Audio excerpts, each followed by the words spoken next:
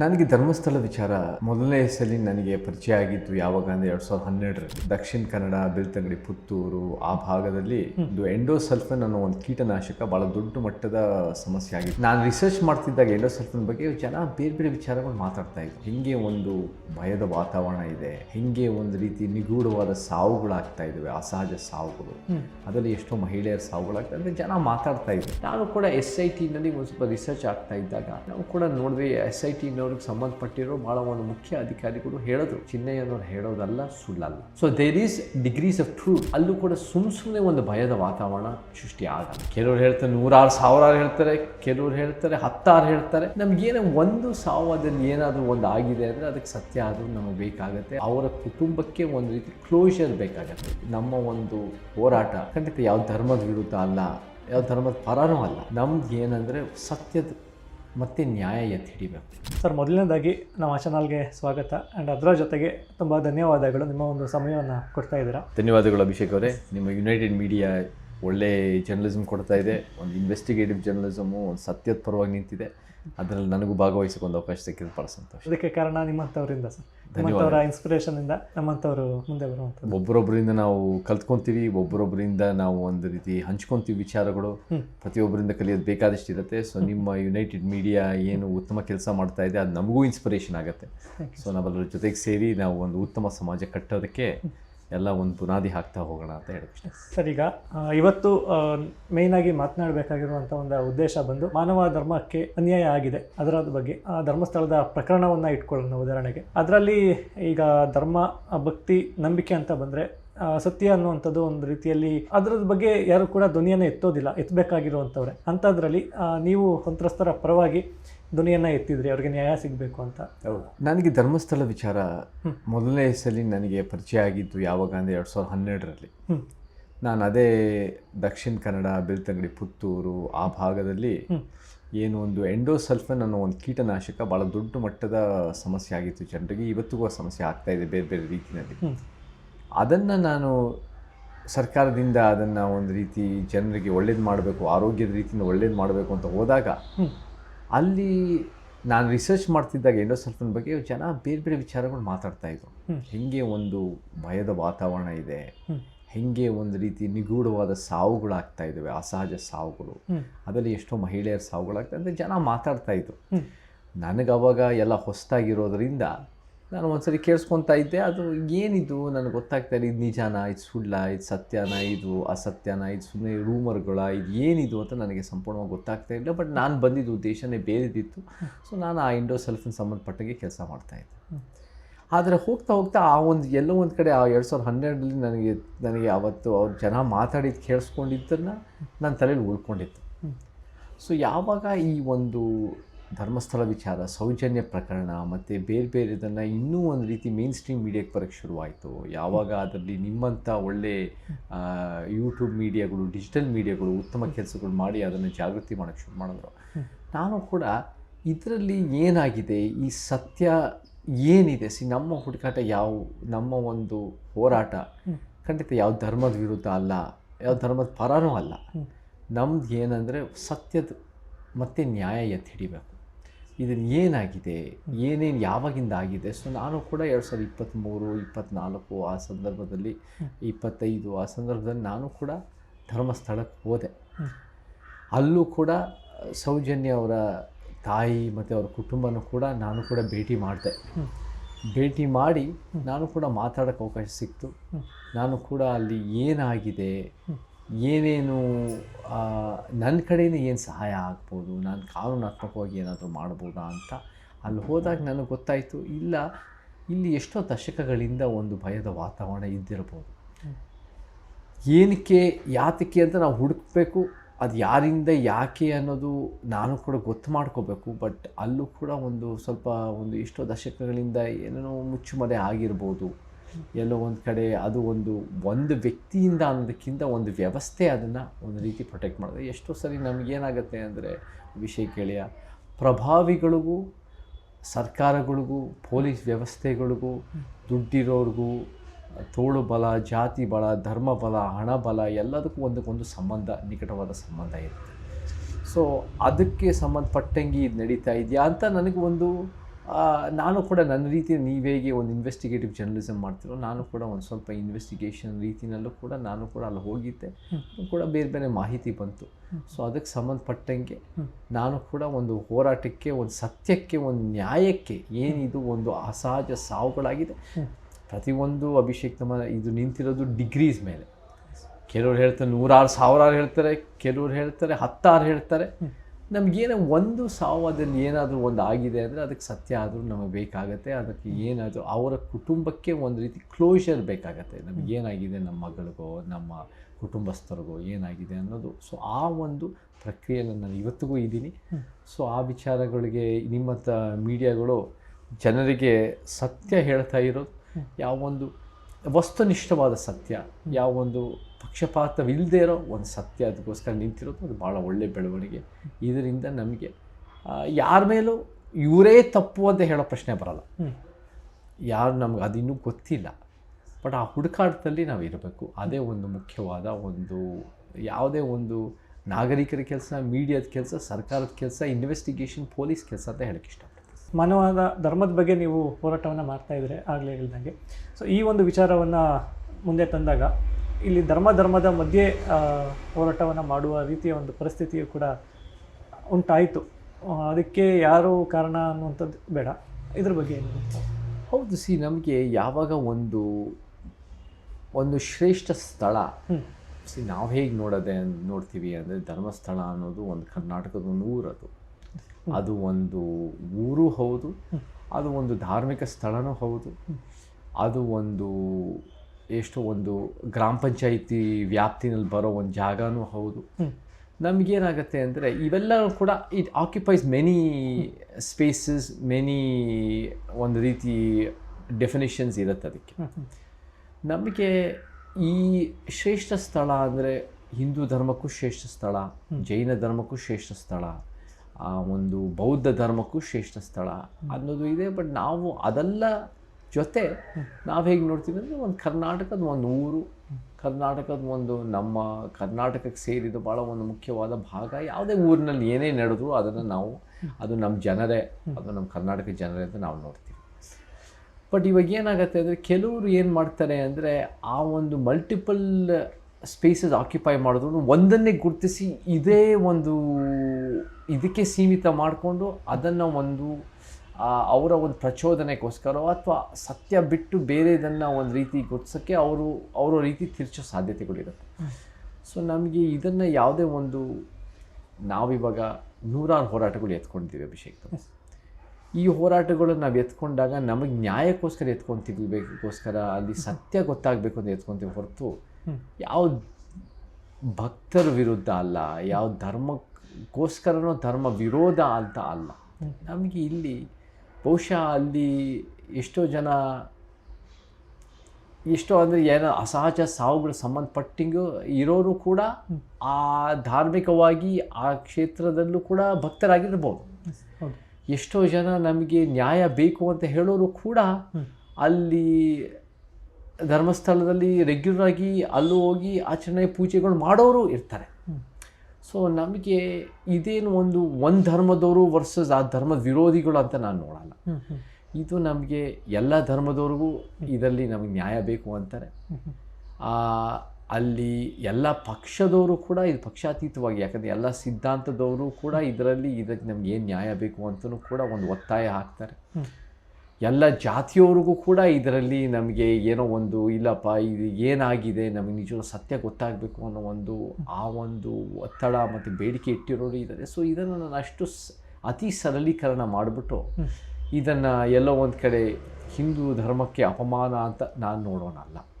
ಯಾಕಂದರೆ ಭಾಳ ಜನ ಹಿಂದೂ ಧರ್ಮ ನಂಬಿರೋರು, ಹಿಂದೂ ಧರ್ಮದ ಪರವಾಗಿ ಕೆಲಸ ಮಾಡೋರು, ಹಿಂದೂ ಧರ್ಮಕ್ಕೆ ಒಂದು ರೀತಿ ನಾವು ಹಿಂದೂಗಳಂತ ಹೇಳ್ಕೊಳ್ಳೋರು ಕೂಡ ಇದನ್ನು ನಮಗೆ ಸತ್ಯ ಗೊತ್ತಾಗಬೇಕು ಅಂತ ನಿಂತಿದ್ದಾರೆ. ಆ್ಯಂಡ್ ಸೊ ಆ ರೀತಿಯಲ್ಲಿ ನಾನು ಇದನ್ನು ಅತಿ ಸರಳೀಕರಣ ಮಾಡಿ ಇದನ್ನೆಲ್ಲ ಒಂದು ಕಡೆ ಧರ್ಮದ ಮೇಲೆ ದ್ವೇಷ ಅಂತ ನೋಡೋಣಲ್ಲ. ಆಮೇಲೆ ಇದು ಒಂದೇ ಹೋರಾಟ ನಾನು ಎತ್ಕೊಳ್ಳೋನು ಕೂಡ ಅಲ್ಲ.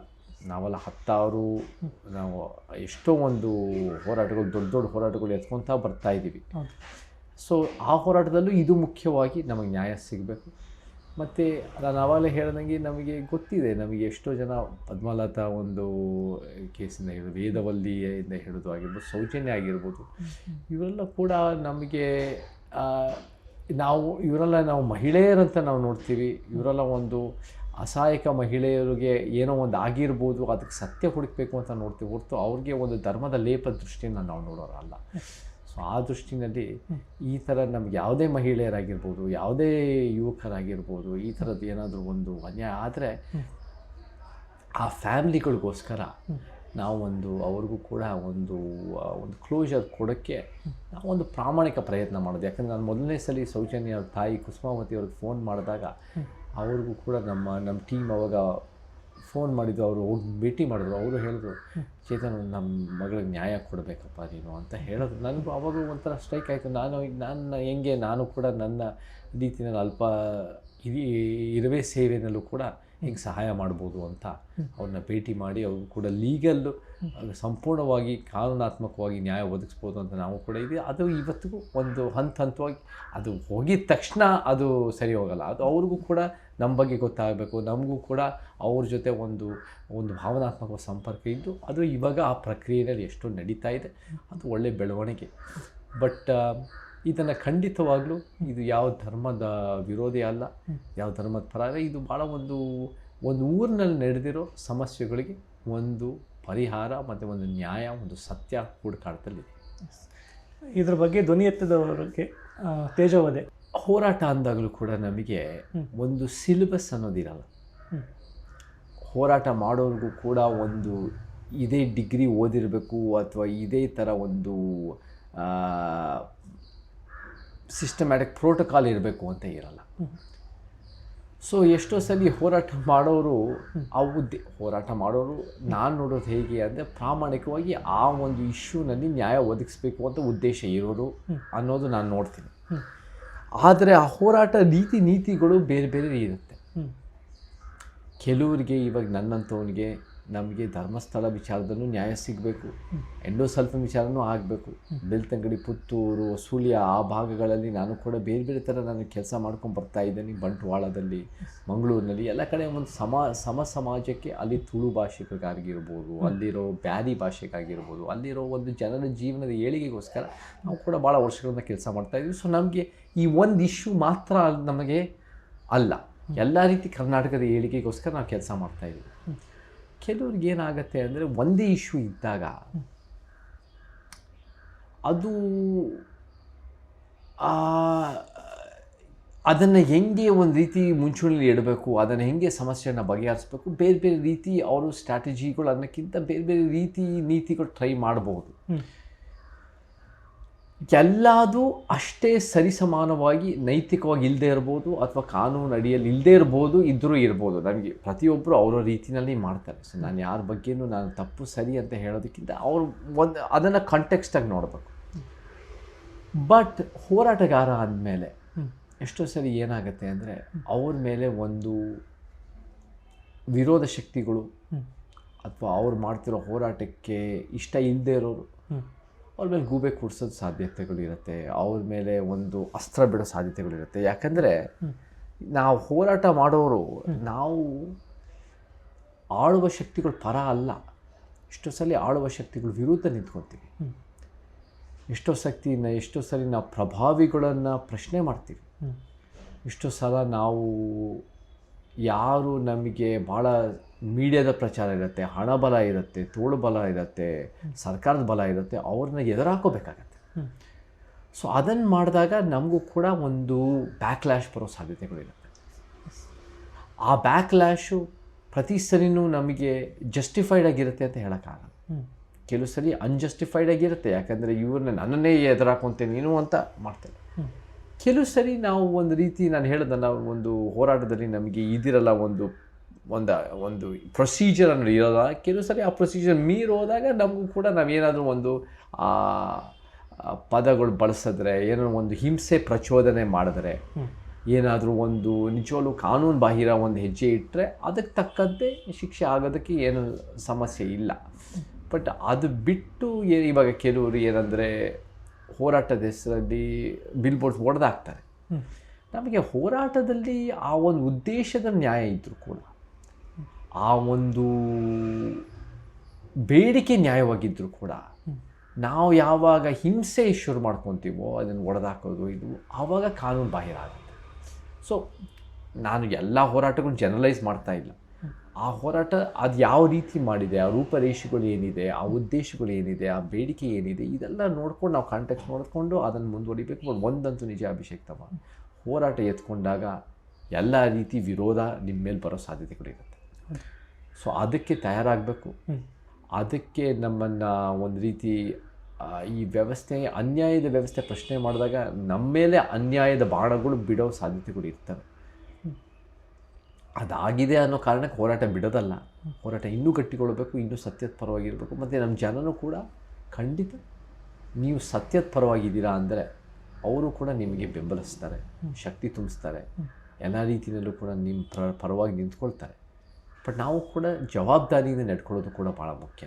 ನಮಗೆ ಪ್ರಚಾರಕ್ಕೋಸ್ಕರ ಅಥವಾ ನಮಗೆ ಎಲ್ಲೋ ಒಂದು ಕಡೆ ಅದು ಈ ಇಶ್ಯೂ ನಾವು ಬೆಳಕಲ್ಲಿ ಇಡಲೇಬೇಕು ಅನ್ನೋ ಕಾರಣಕ್ಕೆ ನಾವು ಅಡ್ಡದಾರಿ ಹಿಡಿದಾಗ ಅದು ನಮ್ಮೊಬ್ಬರಿಗೆ ಅಲ್ಲ ಅನ್ಯಾಯ ಆಗೋದು ಅಥವಾ ಕಷ್ಟ ಆಗೋದು, ಅದು ಆ ಇಶ್ಯೂಗೆ ಸಮಸ್ಯೆ ಆಗುತ್ತೆ, ಆ ವಿಚಾರಗಳಿಗೆ ನಾವು ಒಂದು ದಿಕ್ಕು ತಪ್ಪಿಸೋಕ್ಕೆ ಸಾಧ್ಯತೆಗಳಾಗುತ್ತೆ. ಸೊ ನಾನು ಇದೆಲ್ಲ ಕೂಡ ಎಲ್ಲ ಒಂದಕ್ಕೊಂದು ಮಿಕ್ಸ್ ಆಗ್ಬಿಟ್ಟಿದೆ. ನಾನು ಯಾರು ಹೋರಾಟಗಾರರು ಒಳ್ಳೆ ಉದ್ದೇಶನೂ ಇರುತ್ತೆ, ಕೆಲವು ಸರಿ ಒಂದು ತಪ್ಪೇಜೇನೂ ಇಡೋ ಸಾಧ್ಯತೆಗಳು, ಕೆಲವು ಸರಿ ಆಳುವ ಶಕ್ತಿಗಳು ಅನ್ನೋ ಒಂದು ನಾನು ಉದಾಹರಣೆ ಕೊಡ್ತೀನಿ.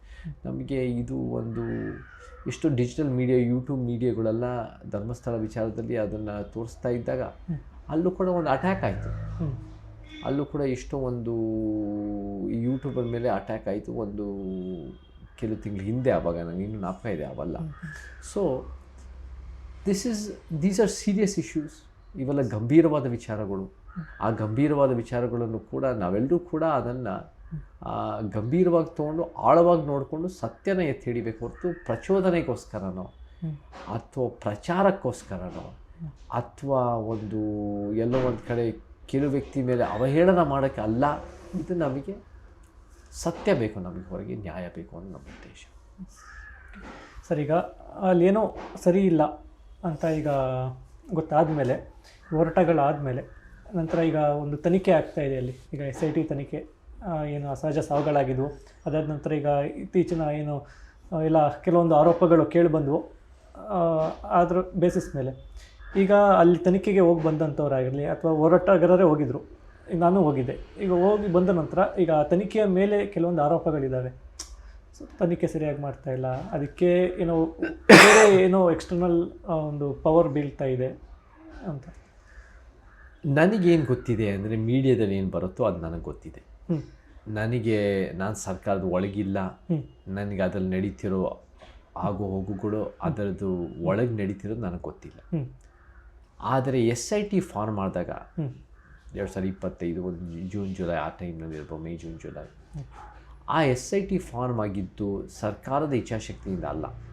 ಅದು ಏನಾಯಿತು ಅಂದರೆ, ಅನೇಕರು ನಿಮ್ಮಂಥವ್ರು ನಾವೆಲ್ಲರೂ ಕೂಡ ಹೋರಾಟ ಮಾಡಿ ಅಲ್ಲಿ ಯೂಟ್ಯೂಬರ್ಸು, ವಕೀಲರು, ಹೋರಾಟಗಾರರು, ಭಾಳ ಜನ ಅದಕ್ಕೆ ಅನೇಕ ಜನಪರ ಪಕ್ಷದವರು ಅವರೆಲ್ಲರೂ ಕೂಡ ಹೋರಾಟ ಮಾಡಿ ಅದನ್ನು SIT ಮಾಡಿದಾಗ, ಆ SIT ಫಾರ್ಮ್ ಮಾಡಿದಾಗಲೂ ಕೂಡ ಒಳ್ಳೆ ಪೊಲೀಸ್ ಅಧಿಕಾರಿಗಳಿಗೂ ಅದನ್ನು ಭಾಳ ಒಂದು ನಿಷ್ಠಾವಂತರು, ಭಾಳ ಒಂದು ಗಟ್ಟಿ ಧ್ವನಿ, ಪ್ರಾಮಾಣಿಕ ಇರೋನೇ ನಾವು ಸೇರಬೇಕು ಅನ್ನೋ ಒಂದು ಉದ್ದೇಶದಲ್ಲಿ ಅವರು ಅದನ್ನು ಮಾಡಿದರು ಅಂತ ನನಗೆ ಅನಿಸಿತ್ತು. ಅವಲು ಕೂಡ ಅಂಥ ಪೊಲೀಸ್ ಆಫೀಸರ್ಸು ಕೂಡ ಮತ್ತು ಅಂಥ ಇನ್ವೆಸ್ಟಿಗೇಷನ್ 13 ಸ್ಥಳಗಳು ಬೇರೆ ಬೇರೆ ಮ್ಯಾಸ್ ಮ್ಯಾನ್ ಏನು ಅವರು ಅದನ್ನೆಲ್ಲ ಐಡೆಂಟಿಫೈ ಮಾಡಿದ್ರು, ಅದನ್ನು ಕೂಡ ಹುಡುಕಾಡಿದ್ರು. ಆ್ಯಂಡ್ ಅದು ಕೂಡ ಕೆಲವು ಕಡೆ ಅವ್ರು ಹೇಳಿದಷ್ಟು ಸಿಗ್ದಿತ್ತೋ ಇಲ್ವೋ ಅದು ಬೇರೆ ಪ್ರಶ್ನೆ. ಬಟ್ ನಮ್ಗೆ ಅನೇಕ ಕಡೆ ನಮಗೆ ಕೂಡ ಒಂದು ಮೂಳೆಗಳು ಈ ಥರದ್ದು ಏನೇನೋ ಬೇರೆ ಬೇರೆ ಎವಿಡೆನ್ಸ್ ಅನ್ನೋದು ಸಿಕ್ಕಿದೆ. ಮತ್ತು ಇನ್ನೊಂದು ಆರೋಪ ಇತ್ತು, ಇನ್ನೂ ತುಂಬ ಕಡೆ ಜಾಗಗಳಿದ್ರೂ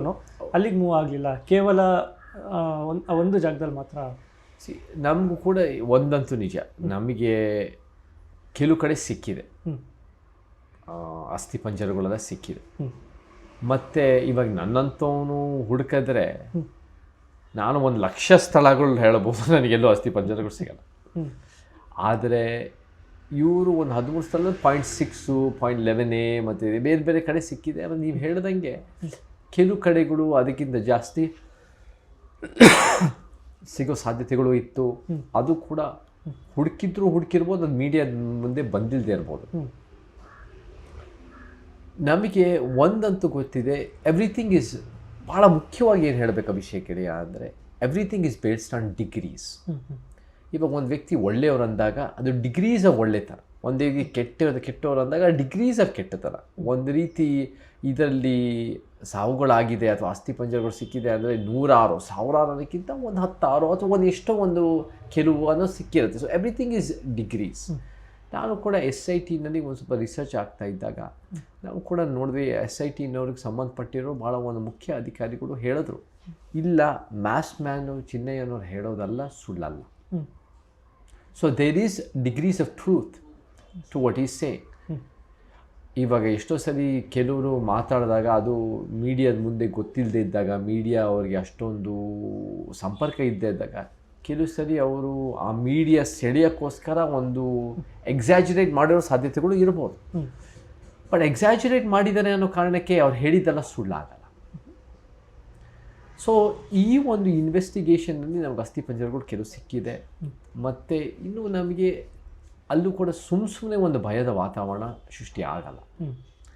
ಯಾವುದೇ ಒಂದು ಜಾಗದಲ್ಲಿ ಜನರಿಗೂ ಕೂಡ ಒಂದು ಭಾಳ ಪ್ರಜ್ಞಾವಂತರ ಜನರಿಗೂ ಕೂಡ ಎಸ್ಪೆಷಲಿ ಆ ಒಂದು ಬೆಳ್ತಂಗಡಿನಲ್ಲಿ, ಕರಾವಳಿನಲ್ಲಿ ಭಾಳ ಪ್ರಜ್ಞಾವಂತರು, ಶಿಕ್ಷಣಕ್ಕೆ ಒತ್ತು ಕೊಡೋರು, ಅವ್ರಿಗೂ ಕೂಡ ಗೊತ್ತಿರುತ್ತೆ ಏನು ಒಂದು ಅವರ ಹಕ್ಕುಗಳು, ಅವರ ಒಂದು. ಬಟ್ ಅದನ್ನೆಲ್ಲ ಮೀರಿ ಒಂದು ರೀತಿ ಇವತ್ತಿಗೂ ಒಂದು ಸ್ವಲ್ಪ ಭಯ ಇದೆ, ಇವತ್ತಿಗೂ ಒಂದು ಸ್ವಲ್ಪ ಅನ್ಸರ್ಟನಿಟಿ ಇದೆ. ಅಂದರೆ ಕೆಲವೊಂದು ಪ್ರಭಾವಿ ಶಕ್ತಿಗಳಲ್ಲಿ ಒಂದು ರೀತಿಯಲ್ಲಿ ಏನೋ ಒಂದು ನಿಗೂಢವಾದ ತನ ಇದ್ದರೂ ಇರ್ಬೋದು ಅಂತ ಹೇಳೋದು ಸುಳ್ಳಿಲ್ಲ.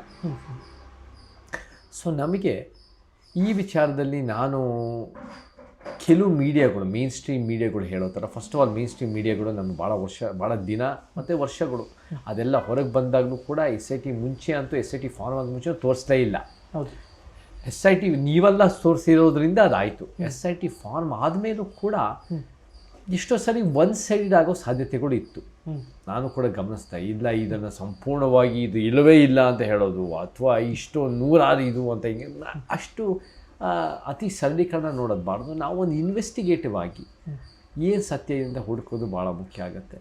ಸೊ ನಮಗೆ ಈ ವಿಚಾರದಲ್ಲಿ ನಮಗೆ ಇನ್ನೂ ಏನಾಗಬೇಕು ಅಂತ ಒಂದು ಹುಡುಕಾಟದಲ್ಲಿದೆ. ನನ್ನ ಪ್ರಕಾರ ಒಂದು ಯಾವುದೇ ಒಂದು ಇನ್ವೆಸ್ಟಿಗೇಷನ್ ಆಗಿರ್ಬೋದು, ಅದು ಒಂದು ಮೇಲೆ ಕೆಳಗೆ ಏರುಪೇರುಗಳು ನಡೆಯುತ್ತೆ. ಇದು ಒಂದೇ ಇಶ್ಯೂ ಅಲ್ಲ ಕರ್ನಾಟಕದಲ್ಲಿ ಇರೋದು. ಕರ್ನಾಟಕದಲ್ಲಿ ನಮಗೆ 10,000 ಇಶ್ಯೂಗಳು ನಡೀತಾನೆ ಇರ್ತವೆ. ಯಾವುದನ್ನು ಸರ್ಕಾರ ಫೋಕಸ್ ಮಾಡುತ್ತೆ, ಯಾವುದನ್ನು ಮೇನ್ ಸ್ಟ್ರೀಮ್ ಮೀಡಿಯಾ ಫೋಕಸ್ ಮಾಡುತ್ತೆ, ಯಾವುದನ್ನು ಜನರಿಗೆ ಒಂದು ರೀತಿ ಅದರ ಬಗ್ಗೆ ಒಂದು ರೀತಿ ಅಟೆನ್ಷನ್ ಸ್ಪ್ಯಾನ್ ಇರುತ್ತೆ ಅನ್ನೋದು ಕೂಡ ಭಾಳ ಮುಖ್ಯ ಆಗುತ್ತೆ. ಸೊ ನಮಗೆ ನಿಮ್ಮಂಥವ್ರು ಯುನೈಟೆಡ್ ಟೆಲಿವಿಷನ್, ಯುನೈಟೆಡ್ ಮೀಡಿಯಾ ಮತ್ತು ಅಭಿಷೇಕ್ ನೀವೆಲ್ಲ ಮಾಡ್ತಿರೋದು ಇವಾಗಲೂ ಕೂಡ ಈ ವಿಚಾರನ ಇನ್ನೂ ಒಂದು ರೀತಿ ಅದನ್ನು ಸತ್ಯದ ಕಡೆ ನೀವು ತೊಗೊಂಡೋಗ್ತಾ ಇರೋದು ಭಾಳ ಒಳ್ಳೆಯದು. ಇನ್ವೆಸ್ಟಿಗೇಷನ್ ನಮ್ಗೆ ಯಾವುದೇ ಕಾರಣಕ್ಕೂ ನಿಲ್ಲಬಾರ್ದು. ಮೀಡಿಯಾದಲ್ಲಿ ಬಂದಿಲ್ಲ ಅನ್ನೋ ಕಾರಣಕ್ಕೆ ನಿಂತಿದೆ ಅಂತಲೂ ಹೇಳೋಕ್ಕಾಗಲ್ಲ.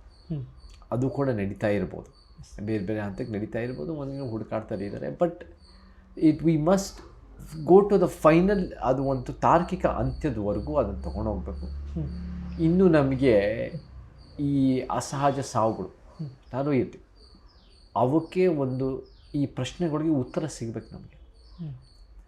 ಸೊ ಅದನ್ನು ನಾವು ಯಾವುದೇ ಕಾರಣಕ್ಕೂ ಅದನ್ನು ಇನ್ನೂ ಅದನ್ನು ನಿಲ್ಲಿಸೋ ಪ್ರಶ್ನೆ ಬರೋಲ್ಲ. ನಾವು ಕೂಡ ಒಂದು ಹೋರಾಟ ಎತ್ಕೊಂಡಾಗ ಆ ಹೋರಾಟದ ಕೊನೆವರೆಗೂ, ಆ ಹೋರಾಟಕ್ಕೆ ಸತ್ಯ ಜಯ ಸಿಗೋವರೆಗೂ, ಅಥವಾ ಆ ಹೋರಾಟದಲ್ಲಿ ಕಂಪ್ಲೀಟಾಗಿ ಎಂಡ್ ಆಗೋವರೆಗೂ ನಾವು ಅದನ್ನು ಬಿಟ್ಟು ಬರೋಲ್ಲ. ಸೊ ಈ ವಿಚಾರದಲ್ಲಿ ನಮಗೆ ಮುಂದುವರಿಬೇಕು. ಬಟ್ ಸರ್ಕಾರದ ಏನೇನು ನಡೀತಾ ಇದೆ ನಾನು ನೋಡ್ತಾ ಇದ್ದೀನಿ. ನಾನು ಕೂಡ ಕೆಲವೊಂದು ಕುಸುಮಾವತಿ ಅವರು, ಸೌಜನ್ಯ ಅವ್ರ ತಾಯಿ ವಿಚಾರದಲ್ಲಿ ಇವಾಗ ಲೀಗಲ್ ಪ್ರಾಸೆಸ್ನ ನಡೀತಾ ಇದೆ, ಅದು ಕೂಡ ಸೋಷಿಯಲ್ ಮೀಡಿಯಾ ಗಮನಿಸ್ತಾ ಇದ್ದೀವಿ. ಸೊ ಈ ಒಂದು ವಿಚಾರಗಳು ನಡೀತಾ ಇದ್ದಾವೆ, ಯಾವುದೇ ಕಾರಣಕ್ಕೂ ಮುಗ್ತಿಲ್ಲ. ಜನರು ಕೂಡ ಅದು ಒಂದು ಪರವಿರೋಧ ಅನ್ನೋ ಕೆರ್ಚಾಟ ನಡೀತಾ ಇಲ್ಲ ಅನ್ನೋ ಕಾರಣಕ್ಕೆ ತನಿಖೆ ನಡೀತಾ ಇಲ್ಲ ಅಂತ ಹೇಳೋಕ್ಕಾಗಲ್ಲ. ಓಕೆ, ಈಗ ಜನಗಳಿಗೆ ಏನು ಹೇಳ್ತೀರಾ ಸರ್? ಜನಗಳಿಗೆ ಏನು ಹೇಳ್ತೀನಿ ಅಂದರೆ, ನಮಗೆ ಜನರಲ್ಲಿ ಅಪಾರ ಶಕ್ತಿ ಇದೆ. ಜನರಲ್ಲಿ ಅಪಾರ ಒಂದು ಇವಾಗ ಮೀಡಿಯಾ ಆಗಿರ್ಬೋದು, ಸರ್ಕಾರ ಆಗಿರ್ಬೋದು, ಕೋರ್ಟ್ಸ್ ಆಗಿರ್ಬೋದು, ಯಾವುದೇ ಶಾಸಕರಾಗಿರ್ಬೋದು, ಯಾರೇ ಒಬ್ಬರು ನಮಗೆ ಅವರ ಕೆಲಸ ಅಂದರೆ ಅವರ ಮನಸ್ಸಿನಲ್ಲಿರೋದು ಮಾತ್ರ ಅಲ್ಲ, ಅವರ ಪವರ್ ಸೆಂಟರ್ ಮಾತ್ರ ಅಲ್ಲ, ಜನರ ಒಂದು ಫೋರ್ಸ್ ಇದ್ದಾಗ, ಜನರ ಒಂದು ಬೇಡಿಕೆ ಇದ್ದಾಗ, ಜನರ ಒಂದು ಈ ರೀತಿ ನೀವು ನ್ಯಾಯ ಕೊಡಿ ಅನ್ನೋ ಒಂದು ಗಟ್ಟಿ ಶಕ್ತಿ ಇದ್ದಾಗ ಅವ್ರಿಗೂ ಕೂಡ ಉತ್ತಮ ಕೆಲಸ ಮಾಡೋಕ್ಕೆ ಒಂದು ಒತ್ತಡ ಆಗುತ್ತೆ, ಮಾಡಲೇಬೇಕು ಅನ್ನೋ ಒಂದು ಪರಿಸ್ಥಿತಿ ಬರುತ್ತೆ. So we need the people force. ನಾನು ಕೂಡ ಹೋರಾಟಗಳು ಎಷ್ಟೋ ಮಾಡ್ಕೊಂಡು ಬಂದಿದ್ದೀವಿ. ಅದೇ ಹೋರಾಟದಲ್ಲಿ ಜನ ಬೆಂಬಲ ಇದ್ದಾಗ ಭಾಳ ದೊಡ್ಡ ಪ್ರಮಾಣದಲ್ಲಿ ನಮಗೆ ಯಶಸ್ಸಾಗುತ್ತೆ. ಅದೇ ಹೋರಾಟದಲ್ಲಿ ಜನರಿಗೆ ಇದರಲ್ಲಿ ಬೇಕಿತ್ತಾ ಅಂತ ಪ್ರಶ್ನೆ ಬಂದಾಗ ನಮಗೂ ಕೂಡ ಒಂದು ರೀತಿ ಇನ್ನೂ ಕಷ್ಟ ಆಗುತ್ತೆ. ಸೊ ಸೌಜನ್ಯ ಮತ್ತು ಧರ್ಮಸ್ಥಳ ಪ್ರಕರಣಗಳಲ್ಲಿ ಮತ್ತು ಪದ್ಮಲತಾ, ವೇದವಲ್ಲಿ, ಯಮುನಾ ಮತ್ತು ಇದಕ್ಕೆ ಸಂಬಂಧಪಟ್ಟಂಗೆ ನಾರಾಯಣ ಮತ್ತು ಈ ಥರದ್ದು ಪ್ರಕರಣಗಳಿಗೆ ಸಂಬಂಧಪಟ್ಟಂಗೆ ಇದ್ದಾಗ ಜನರಿಗೂ ಉತ್ತರಗಳು ಬೇಕು. ಜನರಿಗೂ ಕೂಡ ನಾನು ಕೂಡ ಸೋಷಿಯಲ್ ಮೀಡಿಯಾದಲ್ಲಿ ಮತ್ತು ಬೇರೆ ಬೇರೆ ಕಡೆ ನನಗೂ ಭಾಳ ಜನ ಮೆಸೇಜ್ ಮಾಡಿ ನಾನು ಕೂಡ ಅಲ್ಲಿ ಓದಿದ್ದೆ, ನಾನು ಕೂಡ ಅಲ್ಲಿ ಭಾಳ ವರ್ಷ ಇದ್ದೆ, ನನಗೂ ಕೂಡ ಈ ಥರದ್ದು ಬೇರೆ ಬೇರೆ ಘಟನೆಗಳು ನನಗೆ ಗೊತ್ತಿರೋರು ಸಂಬಂಧಪಟ್ಟಂಗೆ ಇದೆಲ್ಲ ನಡೆದಿದೆ ಅಂತ ಅವರು ಕೂಡ ನಮಗೆ ಬರೆದು ಕಳಿಸೋರು. So there are unanswered questions and ನಮಗೂ ಕೂಡ ಅದು ಕೂಡ ನಮಗೆ ಜನರಿಗೂ ಕೂಡ ಅದನ್ನು ಕಾಯ್ತಾ ಇದ್ದಾರೆ ಏನಾಗುತ್ತೆ ಅಂತ. ಸೊ ನಾವು ಯಾವುದೇ ಕಾರಣಕ್ಕೂ ಅದನ್ನು ನಾವು ಜನನೂ ಕೂಡ ಆ ಒಂದು ಗಟ್ಟಿತನ ಉಳಿಸ್ಕೋಬೇಕು. ನಾವು ಕೂಡ ಅದನ್ನು ಮುಂದುವರ್ಸೋದು ನಮ್ಮ ಉದ್ದೇಶ. ನ್ಯಾಯಕ್ಕೋಸ್ಕರ ಖಂಡಿತ ಈ ಒಂದು ಯಾವುದೊಂದು ಗೌರವಯುತವಾದ ಸ್ಥಳಗಳಿದ್ದಾವೆ, ಅವು ಗೌರವಗಳನ್ನ ಆ ಒಂದು ನಿಮ್ಮ ನಂಬಿಕೆಗಳು ನೀವು ಉಳಿಸ್ಕೊಡಿ, ನಿಮ್ಮ ನಂಬಿಕೆ ನೀವು ಮುಂದುವರಿಸಿ. ನಿಮ್ಮ ನಂಬಿಕೆಗಳಿಗೆ ಆರ್ಟಿಕಲ್ 25 ಸ್ವಾತಂತ್ರ್ಯ ಇದೆ, ಅದನ್ನು ನಾವು ಎತ್ತಿ ಹಿಡಿತೀವಿ. ಆದರೆ ಅದ್ರ ಜೊತೆ ಆ ಒಂದು ಊರುಗಳಲ್ಲಿ, ಆ ಒಂದು ಸ್ಥಳಗಳು ಏನಾದರೂ ಅನ್ಯಾಯಗಳು ಆಗಿದೆ ಅಂತ ಬಂದರೆ ಅದಕ್ಕೂ ಕೂಡ ನಮಗೆ ಒಂದು ಪರಿಹಾರ ಬೇಕಾಗುತ್ತೆ, ಅದಕ್ಕೂ ಒಂದು ನ್ಯಾಯ ಬೇಕಾಗುತ್ತೆ, ಅದಕ್ಕೂ ಒಂದು ಸತ್ಯ ಗೊತ್ತಾಗಬೇಕಾಗುತ್ತೆ. ಸೊ ಆ ಒಂದು ಪ್ರಕ್ರಿಯೆ ನಾವು ಮಾಡ್ತೀವಿ. ಮತ್ತು ಇವೆಲ್ಲ ಕೂಡ ಸೈಮಲ್ಟೇನಿಯಸ್ ಆಗಿ ಬದುಕ್ತಾ ಇರುತ್ತೆ ನಮ್ಮ ಡೆಮಾಕ್ರಸಿನಲ್ಲಿ. ಸೊ ಅದ್ರ ಜೊತೆಗೆ ನಾವು ಬದುಕಬೇಕು. ಸೊ ಆ ರೀತಿಯಲ್ಲಿ ನಾವು ಯಾವ ಧರ್ಮದ ವಿರುದ್ಧ ಅಲ್ಲ, ಯಾವ ಧರ್ಮದ ಪರ ಅಂತಲೂ ಅಲ್ಲ, ನಾವು ಒಂದು ಸತ್ಯ, ನ್ಯಾಯ ಮತ್ತು ಒಂದು ಪರಿಹಾರದ ಪರ ನಾವಿದ್ದೀವಿ. ಸರ್, ಈಗ ಕೊನೆಯದಾಗಿ ಈಗ ಚೇತನ್ ಅವರು ಚಲನಚಿತ್ರ ನಟರು, ಹೇಗೆ ಚೇತನ್ ಅಹಿಂಸಾ ಆಗಿದ್ದು ಹೇಗೆ, ಮತ್ತು ಈಗ ಹೋರಾಟಗಳನ್ನು ಮಾಡೋದಕ್ಕೆ ಅವ್ರು ಮುಂದಾಗಿದ್ದು ಹೇಗೆ? ನಾನು ಅಮೇರಿಕ ಬಿಟ್ಟು ಬಂದಿದ್ದು, ಕರ್ನಾಟಕಕ್ಕೆ ಬಂದಿದ್ದು 21 ವರ್ಷ ಆಗ್ತಾ ಬಂತು. 21 ವರ್ಷ. ನಾನು ಬಂದಿದ್ದ ಉದ್ದೇಶನೇ ಸಮಾಜ ಸೇವೆ ಮಾಡಬೇಕು, ಹೋರಾಟಗಳು ಮಾಡಬೇಕು. ನಾನು ಕೂಡ ನನ್ನ ಕೈಲಾದಷ್ಟು ನನಗೆ ಗೊತ್ತಿರೋದು ನಾನು ಹೆಂಗೆ ಸಮಾಜಕ್ಕೆ, ಕರ್ನಾಟಕಕ್ಕೆ, ಕನ್ನಡ ಭಾಷೆಗೆ ಮತ್ತು ನಮ್ಮೆಲ್ಲ ಜನರಿಗೆ ನಾನು ಹೆಂಗೆ ವಾಪಸ್ ಕೊಡಬೇಕು ಅಂತ ಒಂದು ಉದ್ದೇಶ ಇಟ್ಕೊಂಡು ಬಂದೆ. ಯಾಕಂದರೆ ನನ್ನ ವಾದ ಏನಿತ್ತು ಯಾವಾಗಲೂ ಚಿಕ್ಕ ವಯಸ್ಸಿಂದನೂ ಕೂಡ, ಅಂದರೆ ಜಾಸ್ತಿ ಪಡೆದಿರೋರು ಜಾಸ್ತಿ ವಾಪಸ್ ಕೊಡಬೇಕು, ಜಾಸ್ತಿ ವಂಚಿತರು ಜಾಸ್ತಿ ಪಡಿಬೇಕು, ಅದೇ ನ್ಯಾಯದ ಪರಿಕಲ್ಪನೆ. ಸೊ ಆ ನ್ಯಾಯ ದೃಷ್ಟಿಯಿಂದ ನನ್ನಂಥವನು ಜಾಸ್ತಿ ಪಡೆದಿರೋದು ಏನು ನನ್ನ ಬೆವರು ಶ್ರಮದಿಂದ ಅಲ್ಲ, ನನ್ನಂಥವನು ಒಂದು ಜನ್ಮ ಆಧಾರಿತವಾದ ಸವಲತ್ತು ಪಡೆದಿರೋದರಿಂದ ಅದು ಒಂದು ಈ ವ್ಯವಸ್ಥಿತ ಅನ್ಯಾಯ. ಇವತ್ತಿನ ದಿನ ಬಡವರು, ಶೋಷಿತರು, ಭಾಳ ಕಷ್ಟದಲ್ಲಿ ಬದುಕ್ತಾ ಇರೋರು, ಮಹಿಳೆಯರು, ತಳ ಸಮುದಾಯಗಳು, ಇವೆಲ್ಲ ಏನಾಗ್ತಾಯಿದೆ ಅಂದರೆ ಇವ್ರದ್ದೇನು ಪಾಪ ಮಾಡಿರೋದಲ್ಲ, ಇವ್ರದ್ದು ಒಂದು ಈ ಅನ್ಯಾಯದ ವ್ಯವಸ್ಥೆ. ಸೊ ಆ ವ್ಯವಸ್ಥೆಯಲ್ಲಿ ನಾವೆಲ್ಲರೂ ಕೂಡ ಅದನ್ನೆಲ್ಲ ಗಟ್ಟಿಯಾಗಿ ನಿಂತು ಈ ಅನ್ಯಾಯದ ವ್ಯವಸ್ಥೆ ವಿರುದ್ಧ ನಾವೆಲ್ಲರೂ ಹೋರಾಟ ಮಾಡಬೇಕು, ಅದನ್ನು ಸರಿಪಡಿಸ್ಬೇಕು, ಒಂದು ಉತ್ತಮ ಕರ್ನಾಟಕ ಕಟ್ಟಬೇಕು. ಉತ್ತಮ ಕರ್ನಾಟಕನೇ ಉತ್ತಮ ಭಾರತನೇ. ಸೊ ಅದಕ್ಕೆ ನನಗೂ ಕೂಡ ಒಂದು ಅಳಿದ ಸೇವೆ, ಇರುವೆ ಸೇವೆ ಇರಲಿ ಅಂತ ನಾನು ಬಂದಿದ್ದು. ಅನಿರೀಕ್ಷಿತವಾಗಿ ಸಿನಿಮಾ ಸಿಕ್ತು, ಸಿನಿಮಾದ ಸಮಯದಲ್ಲೂ ಸೇವೆ ಮಾಡ್ತಾಯಿದ್ದೆ. ಆ ಸಿನಿಮಾ ಸಮಯ ಹೋಗ್ತಾ ಹೋಗ್ತಾ ಮಾಡ್ತಾ ನನಗೂ ಕೂಡ ನನಗೆ ಚಳುವಳಿಗಳು ಪರಿಚಯ ಆಯಿತು. ಹೋರಾಟಗಾರರು, ಚಳುವಳಿಗಾರರು, ಸಮಾಜ ಸೇವಕರು, ಜನಪರ ಕಾಳಜಿಯರು. ಯಾಕಂದರೆ ನಾನು 21 ವರ್ಷ ಬಂದಾಗ ನಾನು ಯಾರೂ ಪರಿಚಯ ಇರಲಿಲ್ಲ. ನಾನು ರಂಗಭೂಮಿ ಮಾಡ್ತಾ ನಾನೇ ಒಂದು ಸಣ್ಣ ಇದರಲ್ಲಿದ್ದೆ, ಸಣ್ಣ ನನ್ನ ಲೋಕದಲ್ಲಿ. ನಾನು ಬೇರೆ ಬೇರೆ ಕಡೆ ರಂಗಭೂಮಿ ಸ್ಟಡಿ ಮಾಡ್ತಾ ನಾನು ಸ್ಟೂಡೆಂಟಾಗಿ ಕೆಲಸ ಮಾಡ್ತಾಯಿದ್ದೆ. ಬಟ್ ಹೋಗ್ತಾ ಸಮಾಜನೂ ಅರ್ಥ ಮಾಡಿಕೊಂಡೆ. ಮತ್ತು ನಾನು ಕೂಡ ಕರ್ನಾಟಕದಲ್ಲಿ ಬಗ್ಗೆ, ಭಾರತದ ಬಗ್ಗೆ ಡಿಗ್ರಿ ಮಾಡಿದ್ದೆ ಅಮೇರಿಕಾದಲ್ಲಿ. ಅದ್ರ ಬಗ್ಗೆನೇ ಯೂನಿವರ್ಸಿಟಿಯಲ್ಲಿ ಸ್ಟಡಿ ಮಾಡಿದ್ದೆ. ಸೊ ಥಿಯರಿನೂ ಇತ್ತು, ಇಲ್ಲಿ ಬಂದು ಪ್ರಾಕ್ಟಿಕಲ್ ಆಗೋ ಆಯಿತು. So theory and practical meet ಆದಾಗ ಆವಾಗ ನನಗೆ ಇನ್ನೂ ಒಳ್ಳೆ ಕೆಲಸ ಮಾಡ್ಬೋದು ಅಂತ ನನಗೆ ಅವಕಾಶ ಸಿಕ್ತು. ಸೊ ಆ ಒಂದು ಒಳ್ಳೆ ಕೆಲಸ ಅಂದರೆ ಏನು, ನಮ್ಮ ಪ್ರಕಾರ ಒಂದು ಸಮಾಜ ನಿರ್ಮಾಣ ಮಾಡೋದು. ಒಳ್ಳೆ ಕೆಲಸ ಏನು ಅಂದರೆ ಒಂದು ನ್ಯಾಯದ ಪರಿಕಲ್ಪನೆ ಇಟ್ಟಿರೋದು. ಒಳ್ಳೆ ಕೆಲಸ ಏನು, ಸಂವಿಧಾನದ ಪೀಠಿಕೆಯನ್ನು ನಿಜವಾದ ಉತ್ತಮವಾಗಿ ಅದನ್ನು ಜಾರಿಗೊಳಿಸೋದೇ ನಮ್ಮ ಉದ್ದೇಶ. ಸೊ ಆ ಪ್ರಕ್ರಿಯೆಯಲ್ಲಿದ್ದೀನಿ.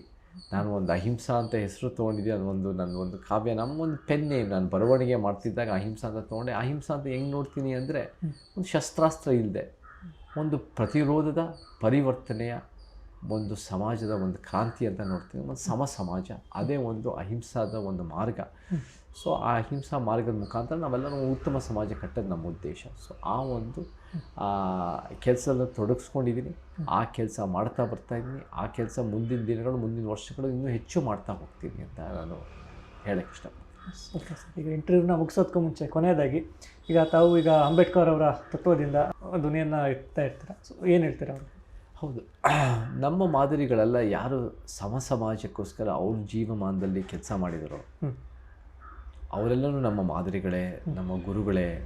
ನಮ್ಮ ಅವರಿಂದ ಕಲಿಯೋದು ಬೇಕಾದಷ್ಟು ಇರುತ್ತೆ ನಮಗೆ. ಅದು ಒಂದು ಬುದ್ಧನಿಂದ ಹಿಡಿದು ಬಸವಾದಿ ಶರಣರಾಗಿರ್ಬೋದು, ನಮಗೆ ಬಾಬಾ ಸಾಹೇಬ್ ಅಂಬೇಡ್ಕರ್ ಅವರಾಗಿರ್ಬೋದು, ಅಂಬೇಡ್ಕರ್ ಅವರ ಸ್ನೇಹಿತರು ತಂದೆ ಪೆರಿಯಾರವರಾಗಿರ್ಬೋದು, ಮತ್ತು ನಮಗೆ ಫೂಲೆ ದಂಪತಿಗಳು ಕೂಡ ಭಾಳ ದೊಡ್ಡ ಮಟ್ಟದ ಕೊಡುಗೆ. ಮತ್ತು ನಮ್ಮ ಶತಮಾನದ ಕವಿ ಕುವೆಂಪು ಅವರು ಸಾಂಸ್ಕೃತಿಕವಾಗಿ ಭಾಳ ಒಂದು ಪ್ರತಿರೋಧ ತಂದು ಭಾಳ ಒಂದು ಭಾಷೆಗೋಸ್ಕರ, ಒಂದು ಮಂತ್ರ ಮಾಂಗಲ್ಯ ವಿಚಾರದಲ್ಲಿ, ವೈಜ್ಞಾನಿಕತೆ, ಲಿಂಗ ಸಮಾನತೆ, ಒಂದು ರೀತಿ ಒಂದು ತರ್ಕಬದ್ಧ ಆಲೋಚನೆಗಳ ಪರವಾಗಿ ಸಾಹಿತ್ಯದ ಮೂಲಕ ಭಾಳ ದೊಡ್ಡ ಕೊಡುಗೆ.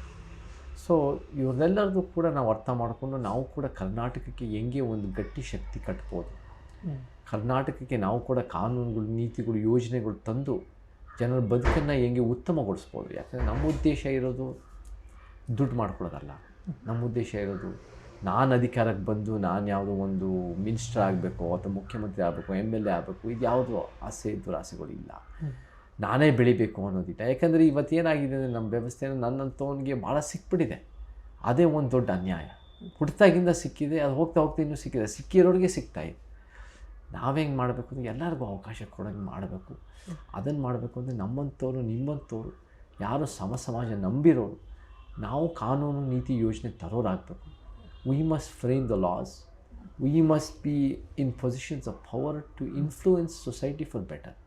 ಸೊ ಅದನ್ನು ಜನರು ನಮಗೆ ಪ್ರಗತಿ ಅಂದರೆ, ಅಭಿವೃದ್ಧಿ ಅಂದರೆ, ಉತ್ತಮ ಸಮಾಜ ಅಂದರೆ ರೋಡು ಅಥವಾ ಫ್ಲೈಓವರ್ಗಳು ಅಥವಾ ಒಂದು ದೊಡ್ಡ ದೊಡ್ಡ ಕಟ್ಟಡಗಳು ಅಥವಾ ಆ ಥರ ಒಂದು 100 ಕೋಟಿ ಸಿನಿಮಾ ಬಜೆಟ್ಗಳಿಂದ ಅಲ್ಲ ಉತ್ತಮ ಸಮಾಜ ಆಗೋದು.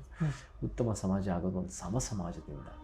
ಆ ಸಮಾಜ ಜನರ ಬದುಕು, ಜನರ ಏಳಿಗೆ, ಮುಂದಿನ ತಲೆಮಾರುಗಳಿಗೆ ನಮಗಾಗಿರೋ ಅನ್ಯಾಯಗಳು ಆಗದೇ ಇರೋಂಗೆ ನೋಡ್ಕೊಳ್ಳೋದೇ ನಮ್ಗೆ ಉತ್ತಮ ಸಮಾಜ. ಸೊ ಆ ಉತ್ತಮ ಸಮಾಜದ ಕಡೆ ನಾವು ಕೆಲಸ ಮಾಡಬೇಕು. ಆ ಪ್ರಕ್ರಿಯೆನ ನಾನಿದ್ದೀವಿ. ಸೊ ನಾವೆಲ್ಲ, ನಾನು ಆಮೇಲೆ ಹೇಳಿದೆ, ನಾವು ಕಾನೂನು ನೀತಿ ಯೋಜನೆ ತರೋರಾಗಬೇಕು. ನಾವು ಅಂದರೆ ಯಾರು?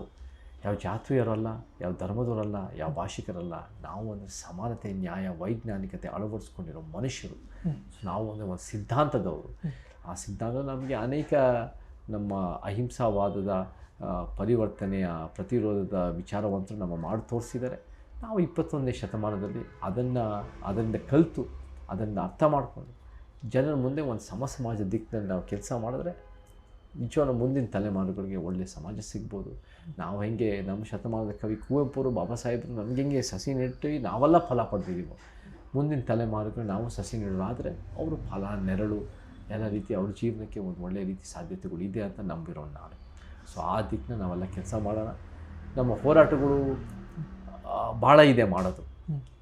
ಆ ಒಂದು ಇನ್ನೂ ಅದನ್ನು ಮಾಡ್ತಾ ಹೋಗೋಣ, ಇನ್ನೂ ಗಟ್ಟಿ ಕೊಡ್ತಾ ಹೋಗೋಣ. ನಾವೆಲ್ಲ ಜೊತೆಗೆ ಸೇರಿ ಮಾಡೋಣ. ನಾನು ಅವೆಲ್ಲ ಹೇಳ್ತೇನೆ, ನಾವು ಯಾವ ವ್ಯಕ್ತಿ ಕೇಂದ್ರಿತವಾಗಲ್ಲ, ಸಿದ್ಧಾಂತ ಕೇಂದ್ರಿತವಾಗಿ ಕೆಲಸ ಮಾಡ್ತಾ ಹೋಗೋಣ. ನೀವು ಇವತ್ತು ನನಗೆ ಮಾತಾಡೋಕ್ಕೆ ಅವಕಾಶ ಕೊಟ್ಟಿರೋದು ಅಭಿಷೇಕ್ ಕುಮಾರ್, ನೀವು ಯುನೈಟೆಡ್ ಮೀಡಿಯಾ, ನಾನು ಭಾಳ ಧನ್ಯವಾದ ಹೇಳೋಕ್ಕೆ ಇಷ್ಟಪಡ್ತೀನಿ. ಈ ಥರ ಆಲ್ಟರ್ನೇಟಿವ್ ಮೀಡಿಯಾಗಳಿಂದನೇ ಜನರಿಗೆ ಒಳ್ಳೆಯ ಒಂದು ಸತ್ಯ ಗೊತ್ತಾಗೋದು ಮತ್ತು ಜನರಿಗೆ ಒಂದು ಭರವಸೆ ಮೂಡೋದು. ಸೊ ನಿಮ್ಮ ಉತ್ತಮ ಕೆಲಸಗಳು ಒಳ್ಳೆಯದಾಗಲಿ, ಮುಂದುವರಿಸಿ. ನಾವೆಲ್ಲ ಜೊತೆಗೆ ಸೇರಿ ಕೆಲಸ ಮಾಡ್ತಾ ಹೋಗೋಣ. ತುಂಬ ಧನ್ಯವಾದಗಳು ಸರ್. ಯಾಕಂದರೆ ಈಗ ಇಂಟರ್ವ್ಯೂ ಅನ್ನೋದಕ್ಕಿಂತ ಈಗ ನನಗೂ ಕೂಡ ಈಗ ಎಷ್ಟೋ ನಿಮ್ಮಿಂದ ತಿಳ್ಕೊಳ್ಳುವಂಥ ವಿಷಯಗಳು ಸಿಕ್ಕಿದ್ವು. ಅದರ ಜೊತೆಗೆ ನೀವು ಕೂಡ ಈಗ ಧ್ವನಿಯನ್ನು ಎತ್ತಿರೋದ್ರಿಂದ ಈ ಎಲ್ಲ ವಿಚಾರಗಳ ಬಗ್ಗೆ. ಧನ್ಯವಾದಗಳು ಅಭಿಷೇಕ್ ಅವರೇ. ನಾವೆಲ್ಲ ಒಬ್ಬರೊಬ್ಬರಿಂದ ಕಲ್ತ್ಕೊಂತ ನಾವೊಂದು ಉತ್ತಮ ಸಮಾಜ ಕಟ್ತಾ ಹೋಗೋಣ. ಎಲ್ಲರಿಗೂ ಜೈ ಕರ್ನಾಟಕ, ಜೈ ಭೀಮ್.